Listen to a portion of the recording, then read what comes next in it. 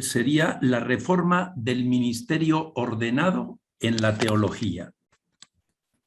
Primero, subrayar que si nos hacemos cargo del estado actual del ministerio en nuestra Iglesia, habría que distinguir entre el desempeño concreto del ministerio y la conceptualización oficial. Muchos presbíteros se atienen a lo que les enseñaron en el seminario de un modo completamente protocolizado y lo practican como un encargo recibido sin mayor reflexión. Pero no pocos presbíteros evitan intuitivamente la conceptualización oficial y se atienen al desempeño. Un desempeño desde lo más genuino de sí y sobre todo desde su relación con la comunidad y en el fondo con Jesús, contemplado en los evangelios. Un desempeño constantemente discernido y sentido como fecundo. Hay que decir que por lo general es un desempeño no cuestionado por la jerarquía, sino por el contrario apreciado por ésta. Estos evitan discutir la conceptualización porque les parece que no hay elasticidad para hacerlo. Simplemente van viviendo el ministerio con la mayor fidelidad y plenitud posible. Hay que decir que la fidelidad es a lo que el desempeño revela como más genuino. Insisto que desde saberse consagrados y enviados por Jesús en su Iglesia y al mundo, y consiguientemente desde la contemplación de los evangelios. No fidelidad a ninguna definición previamente sacralizada. Con esto estamos diciendo que hay un acuerdo suficientemente generalizado en cómo viven el presbiterado los que lo practican, no restringidos a una práctica protocolizada, sino con una interacción muy fluida con los fieles para hacer eficaz y fecunda lo que tradicionalmente se llamó cura de almas. Esto, si lo entendemos como un encargo de Jesús de Nazaret, ejercido de una manera integral, es lo que desde el Evangelio se aprecia como contenido propio del ministerio. Por eso, los que lo practican más humana y trascendentemente pueden ser llamados con toda propiedad curas. Y en verdad lo son. Hacia ahí, pensamos, tiene que orientarse la reforma. El tránsito es de sacerdote, en el sentido convencional de las religiones, a curas. Estamos de acuerdo en que tiene que ser puesta muy de relieve la sinodalidad para que el ministerio sea realmente cristiano y no degenere en el cuidado solícito que unos padres tienen de sus hijos pequeños, una relación asimétrica, aunque sea cálida y buscando sinceramente el bien de ellos. Este desempeño no sería cristiano, aunque hay que decir que así se ha tematizado y así lo han vivido no pocos con la mejor buena voluntad, identificados con su papel presbiteral, entendiendo que los cristianos son aquellos a los que sirven. Pero hay que decir que hoy, aunque convenga tematizar la sinodalidad para practicarla más consciente y sistemáticamente, los tenidos como mejores curas ya la practican instintivamente, porque se dejan llevar por el Espíritu de Jesús de Nazaret, y por eso ante todo son hermanos, que no padres, y así son tenidos por todos. Y por eso, conscientes de que están en camino, se van haciendo cristianos con los demás cristianos. Esa es su tarea más elemental, y en el seno de ella es donde realizan el ministerio. Creemos que hay mucho que explicitar y tematizar en esta práctica para cultivar más conscientemente el ministerio, pero también creemos que si partimos de la práctica de los tenidos como mejores curas, no tendríamos que hablar de repensar a fondo el ministerio, sino de tematizar lo que se practica ya fecundamente, aunque sea minoritario, para ponerlo de relieve, fundamentarlo y, si es caso, completarlo. Aunque no sé si ha llegado el tiempo de hacerlo en paz y sin prejuicios sacralizados, ni discusiones descalificadoras. Vamos a explicitar más este desempeño. La base es sentirse ante todo pacientes pastorales, no agentes pastorales. Personas necesitadas de reactivar cada día más la relación filial con Dios, discipular y fraterna con Jesús y fraterna con los demás.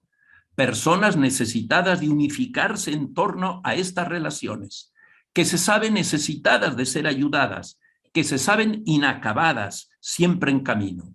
Desde esta conciencia de no estar hechas, sino en camino, y más concretamente de su fragilidad, dan de su pobreza como ejercicio de fraternidad. Si no se da esta base, todo lo que diremos tiene otro sentido del que nosotros le damos. Desde esta base, que es la expresión más genuina de la sinodalidad, ante todo acompañan a otros que van también en ese camino discipular. Insisto, no están frente a ellos como los maestros, sino codo a codo con ellos como compañeros de camino. Por eso los acompañan dando de su pobreza y también recibiendo con agradecimiento. Los acompañan ayudándolos a discernir el paso de Dios por su vida, para que se dejen llevar por el Espíritu, tanto en su vida personal como en su participación de la misión de Jesús de Nazaret. Los acompañan ayudándolos a constituirse en comunidades cristianas. Esta constitución pasa ante todo por la lectura orante comunitaria de los evangelios. La ayuda consiste en dar insumos para que cada uno pueda trasladarse al espacio y al tiempo donde se desarrolla la escena para contemplarla como si estuvieran presentes y ahí, como verdaderos discípulos, ver, escuchar y palpar a Jesús. Y cuando hayan contemplado, ayudar a hacer silencio para escuchar lo que el Señor les ha estado queriendo decir para nuestro hoy mientras contemplaban la escena. Los acompañan presidiendo la celebración comunitaria de la Cena del Señor para que nos abramos todos a recibirlo, a darle lugar en nosotros mismos, de manera que viviendo de Él, hagamos lo mismo que Él.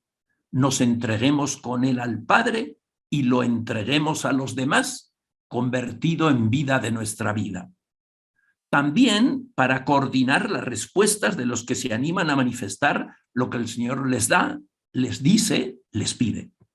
Y como algo muy importante, para que la comunidad tome conciencia de que Jesús dentro de todos nos convierte en cuerpo de Cristo y que por tanto tenemos que hacer lo posible porque esta presencia compartida lleve la voz cantante en nuestras relaciones y lo transparentemos también cuando estemos con los demás.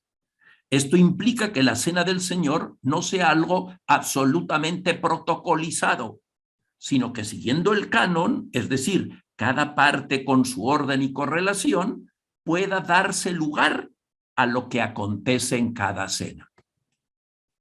También forma parte del ministerio la conversa personalizada para que las personas vayan cuadrándose con su condición de discípulos enviados, procesando superadoramente lo que distrae o se opone. Dentro de esa relación es muy pertinente el sacramento de la reconciliación. También son muy convenientes los encuentros de fin de semana para procesar tópicos que van saliendo y que es pertinente tematizarlos y discernirlos. Estos encuentros comprenden charla, intercambio por grupos y plenaria para que las personas procesen lo dado y se alimenten mutuamente. Lo mismo retiros y ejercicios espirituales para centrarnos más todos en el camino. Ahora bien, el problema de fondo es que el documento de liturgia es el único que no repensó a fondo el concilio, el único que admitió el documento de base y por eso el primero que se aprobó a fin de la segunda sesión junto con el de medios de comunicación. ¿Cómo se explica esa aprobación tan masiva y rápida? ¿Se dio un verdadero discernimiento? Nosotros sostenemos que no se dio. La explicación resulta obvia para los que vivimos el cristianismo antes del concilio. Está en la reforma litúrgica que por esos años estaba alcanzando a todos los rincones de la Iglesia y que respecto de lo que se había vivido antes era un avance tan considerable que no se reparó en lo que tenía de realmente heterogéneo respecto de la propuesta de Jesús. De estar en misa haciendo devociones porque no se entendía nada, ni siquiera se comulgaba en la misa, solo se la atendía cuando sonaba la campanilla y el padre alzaba la hostia y todos decíamos, Señor mío y Dios mío, y volvíamos a las devociones.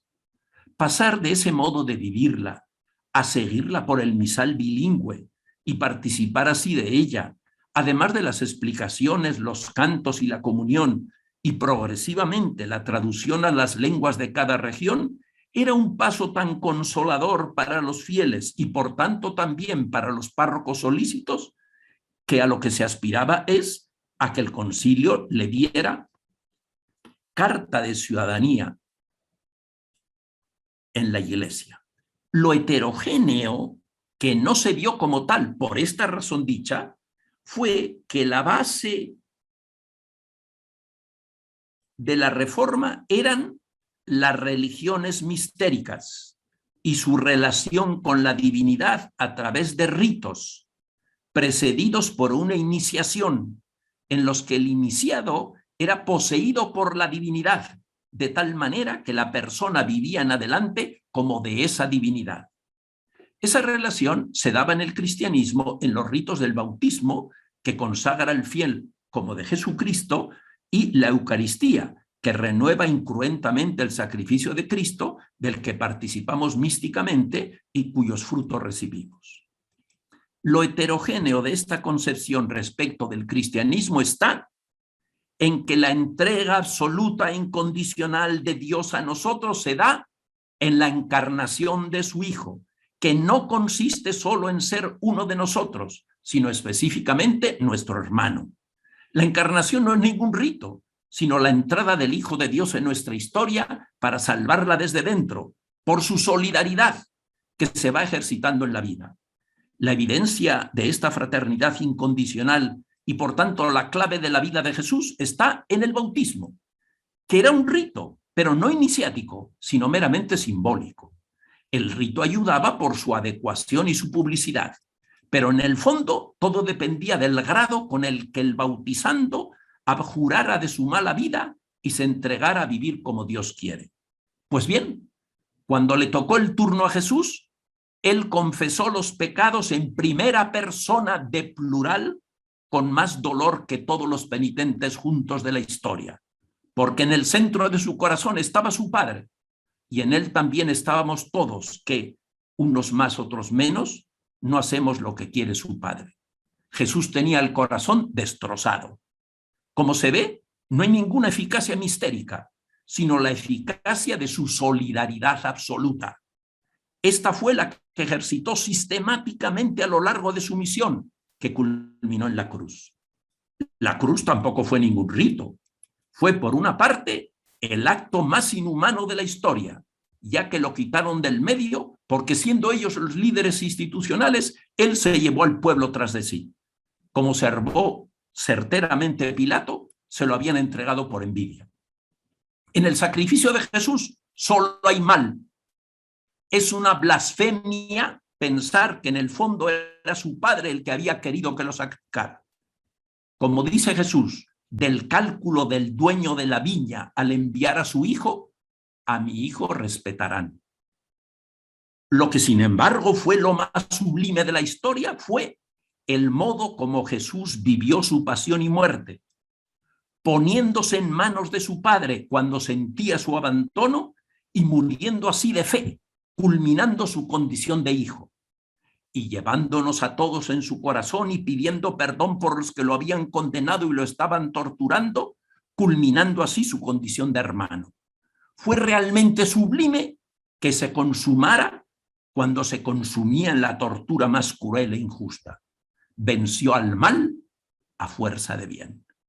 Jesús se realizó como hijo y hermano en la vida histórica, abierta al bien y al mal, no en ritos, en la vida. Su seguimiento se realiza, pues, en la vida, y en la vida se participa de su misión, y para eso está el ministerio. En la vida tenemos que vivir como hijos de Dios en el Hijo y como hermanas y hermanos en el hermano universal, y en ella tenemos que sembrar la fraternidad de las hijas e hijos de Dios. Así pues, si queremos seguir la misión de Jesús, que eso es lo propio del ministerio, tenemos que hacerlo en la vida. Para habilitarnos, el Padre y Él nos entregaron su espíritu de hijos y de hermanos. Ahora bien, los seres humanos somos animales simbólicos. Por eso Jesús en la vida puso muchos símbolos, desde levantar los ojos al cielo para manifestar la relación con su Padre, hasta elegir entre los 12 a los dos extremos incompatibles de su sociedad, el colaboracionista Mateo y el celota Simón, para patentizar que no excluía a nadie y que todos tenían que comprometerse entre sí, o enviar de dos en dos a la misión, porque solo una comunidad puede sembrar comunidad, o multiplicar los panes para significar que el que salga más allá de lo establecido siguiéndolo, Dios no lo va a desamparar, y como anticipación simbólica del banquete del reino. Por eso también y sobre todo el símbolo de la última cena, de darles el pan, su cuerpo, es decir, su persona, y el vino, su sangre, es decir, su vida, para que recibiéndolos y haciéndolos vida de nuestra vida, podamos hacer lo mismo, dar a otros la vida que Él nos da como el modo vivo de recordarlo. Por eso sus seguidores y los que participen de su misión también tienen que poner símbolos, y sobre todo el de la cena que nos dejó Jesús, y hacerlo en memoria suya. Los símbolos se remitan a la vida, y en esa vida, en su seguimiento, cobran toda su densidad y capacidad expresiva. Si se lo desgaja de la vida y se los cosifica, ex opere operato, pierden su valor simbólico. Por eso, por ejemplo, para Pablo, los corintios no celebraban la cena del Señor. Y sin embargo, según la teología tradicional, se daba materia, forma, ministro y sujeto. No se celebraba, según Pablo, porque los que se adelantaban a comer excluían a los pobres. ¿Qué hay que decir de lo que ha pasado? Que sí se ha desgajado a los símbolos de la vida, con lo que dejaron de ser símbolos para convertirse en meros ritos. ¿Y por qué sucedió? Para adaptarse a la religión que estaba vigente, que es la religión que se configuró cuando se inventó la agricultura y la ganadería, la cerámica, el arte de hacer ladrillos y la cantería, la fundición de metales, la ciencia y la técnica, la división de trabajo, las ciudades, las naciones y los imperios, desde el año 10.000 a.C.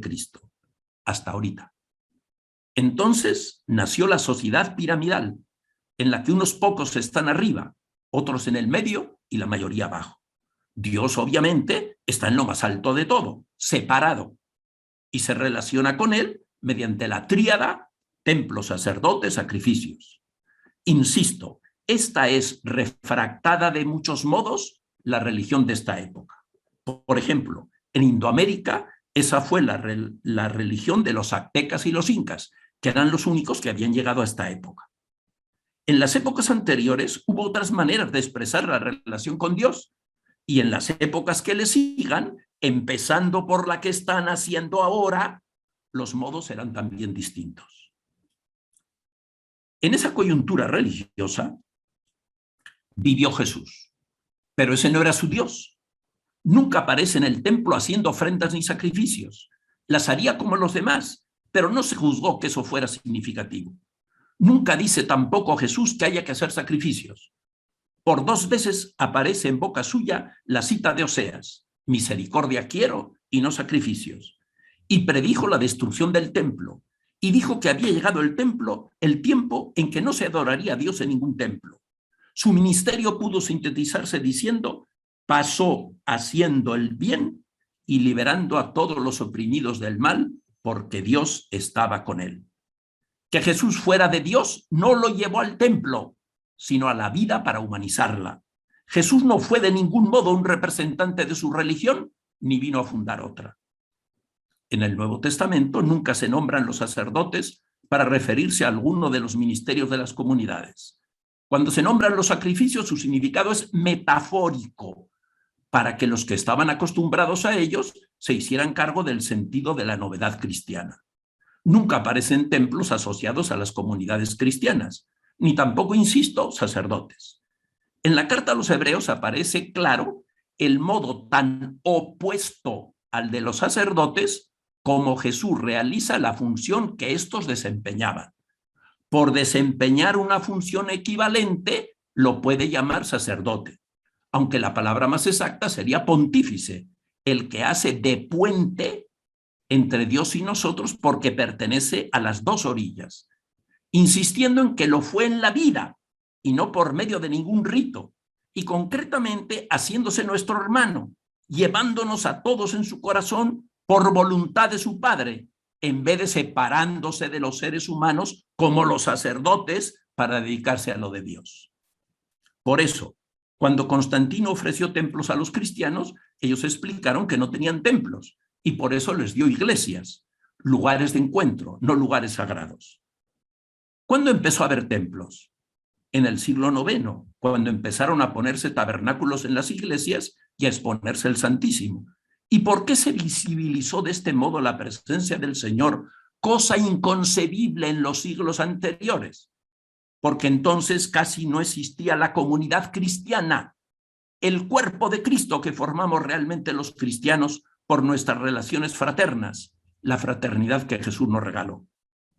Cuando la cena del Señor se transformó en el sacrificio por cuya inmolación quiso Dios devolvernos su amistad, cuando los obispos aceptaron la propuesta de Constantino de que ellos ofrecieran al Dios cristiano el sacrificio por la ciudad y el imperio, que antes ofrecían los dioses olímpicos, a los dioses olímpicos sus sacerdotes en sus templos. En este esquema, el celebrante es el sacerdote y los demás meros asistentes, para cuyo bien el sacerdote ofrece la víctima sagrada. ¿Tiene que ver esto algo con la cena del Señor?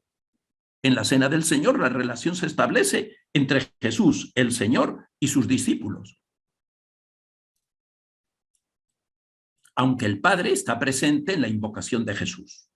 En la misa la relación, sin embargo, es con Dios, a quien se ofrece la víctima santa.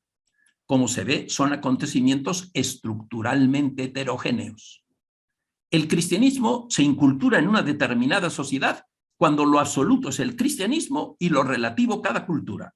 Es decir, cuando en seguimiento de Jesús hacemos en nuestra situación lo equivalente de lo que Jesús hizo en la suya. El cristianismo se acultura a una sociedad cuando de hecho, se diga lo que se diga, la sociedad es la que opera como absoluto y se vierte en ella solo lo que del cristianismo cabe en ella. En el primer caso, la sociedad se transforma superadoramente. En el segundo es el cristianismo el que pierde trascendencia. Aceptar el molde templo, sacerdotes, sacrificios fue el precio de pasar de la persecución a la aceptación del cristianismo como la religión del imperio. Para Eusebio de Cesarea, ahí estuvo la mano de Dios. Para otros la cosa no estaba tan clara. Incluso pensaron que los emperadores con su protección habían logrado lo que no consiguieron las persecuciones: domesticar el cristianismo con la consiguiente pérdida de trascendencia. Es claro que a la larga desapareció la comunidad cristiana y que la relación de Dios y Jesús con los cristianos pasaba por la jerarquía, que prácticamente equivalía a la Iglesia. Por eso la denominación Corpus Christi Verum pasó de la comunidad a la Eucaristía y la expresión Corpus Christi Mysticum pasó de la Eucaristía a la comunidad. Con ello, el ministro consagrado originalmente para el Corpus Christi Verum, el ministro consagrado para el servicio de la Iglesia Real, se convierte ahora primariamente en el ministro destinado al Corpus Christi Verum, es decir, destinado a la Eucaristía como el cuerpo real de Cristo.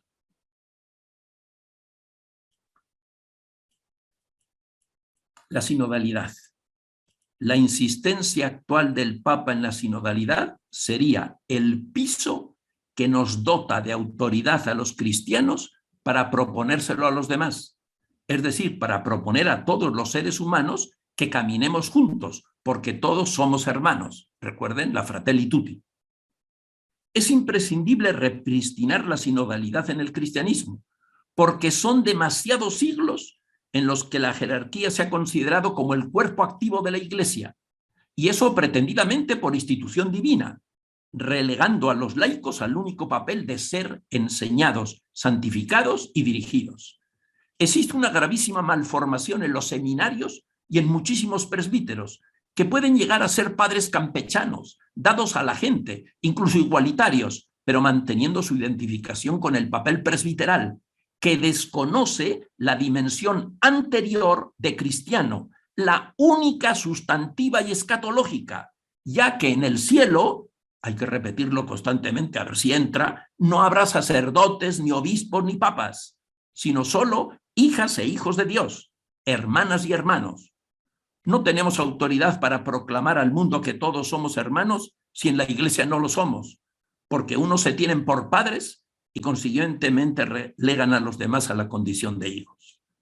El Papa tiene tan presente esta desviación en el seno de la Iglesia que, puesto que estamos en una sociedad piramidal, insiste en que la Iglesia, para ser fiel a Jesús, tiene que tener la forma de una pirámide invertida, en la que el pueblo esté arriba y los presbíteros y obispos abajo, como sus servidores, y el Papa el más debajo de todos, como siervo de los siervos de Dios, siguiendo a Jesús, que estaba entre los suyos como servidor de todos, y esto lo concreta hasta en el servicio de la mesa, y lo simbolizó en el lavatorio de los pies, al fin del cual les expresó que les había podido lavar los pies a todos porque era el Maestro y el Señor, porque había salido de Dios y estaba a punto de regresar a Él. Como los discípulos eran solo condiscípulos unos de otros, a ellos les bastaba con lavarse los pies unos a otros. No les da para servir a todos. Eso es propio solo de Dios y de su Hijo. En esto consistiría la reforma del ministerio desde la teología. Y como se ve, es crucial para deshacer equívocos muy fuertemente arraigados, incluso sacralizados. Ahora vendría a tratar de la ordenación y del homenaje y la prevalencia del derecho. Pero eso lo dejamos porque no hay tiempo. Vamos al Vaticano II. Volvió a considerar que todos somos Iglesia, el único pueblo de Dios, y que las tres vocaciones que él explicita solo tienen sentido para ayudarnos a que todos lo seamos plenamente y participemos de la única misión de Jesús. Este es el fundamento de la sinodalidad, que relativiza drásticamente al ministerio ordenado, tanto en el sentido primario de que es una ayuda para este tiempo y por eso no existirá en el reino de Dios, como positivamente, que está todo referido al pueblo de Dios, del que también forman parte los ministros, para ayudar a que se constituya plenamente. Y por eso, cuando se realiza con esa conciencia, es un ministerio muy fecundo. Nosotros hemos tenido esta experiencia en un grado excepcional, en los que con toda justicia han sido llamados modernos padres de la Iglesia latinoamericana, desde Proaño hasta Romero, pasando por Helder Cámara, Angelelli, Alvear y tantos otros. Ellos, como decía Agustín de Sí, ante todo han sido cristianos con los cristianos y han considerado que este caminar con ellos era su gracia. Sobre esta relación mutua, tan fecunda para ambos, han sido obispos para ellos y no lo han considerado como una prebenda, sino como un cargo, una carga que han llevado con alegría y fecundamente, porque como decía Romero, con este pueblo no cuesta ser buen pastor. Refiriéndose a los presbíteros, el concilio, aunque no nombra la palabra, subraya la ayuda que tienen que dar para que se constituya la sinodalidad. Cito: el deber del pastor no se limita al cuidado particular de los fieles, sino que se extiende propiamente también a la formación de la auténtica comunidad cristiana. Fin de la cita. Dicho de otro modo, el cuidado de cada uno no es en cuanto individuo, sino en cuanto el hermano concreto que es y para que lo sea más y mejor y contribuya por eso a la comunidad de hermanas y hermanos. Así lo asienta explícitamente. Los presbíteros reúnen, cito, a la familia de Dios como una fraternidad unánime y la conducen a Dios Padre por medio de Cristo en el Espíritu. Fin de la cita. Ahora bien, no pueden ayudar a que todos seamos hermanos si ellos no se saben y se sienten hermanos con ellos, sabiendo incluso que la edificación del cuerpo de Cristo nos corresponde a todos los cristianos? Cito: con todos los regenerados en la fuente del bautismo, los presbíteros son hermanos entre los hermanos, puesto que son miembros de un mismo cuerpo de Cristo, cuya edificación se exige a todos. Fin de la cita. Como la unidad de la comunidad es trascendente, el presbítero no puede imponer ni doctrinas, ni ideologías, ni partidos, sino tiene que señalar la prioridad del evangelio en el que todos nos vamos unificando en seguimiento de Jesús. Cito: en la estructuración de la comunidad cristiana, los presbíteros no favorecen a ninguna ideología ni partido humano, sino que como mensajeros del evangelio y pastores de la iglesia, empeñan toda su labor en conseguir el incremento espiritual del cuerpo de Cristo. Fin de la cita. Por lo mismo, no tienen que contentarse con no homogeneizar. Complementariamente deben armonizar, poliédricamente, como insiste el Papa Francisco, la diversidad componible. Cito: deben, por consiguiente, los presbíteros armonizar las diversas mentalidades, de forma que nadie se sienta extraño en la comunidad de los fieles. Son defensores del bien común, del que tienen cuidado en nombre del obispo, y al propio tiempo defensores valientes de la verdad, para que los fieles no se vean arrastrados por todo viento de doctrina.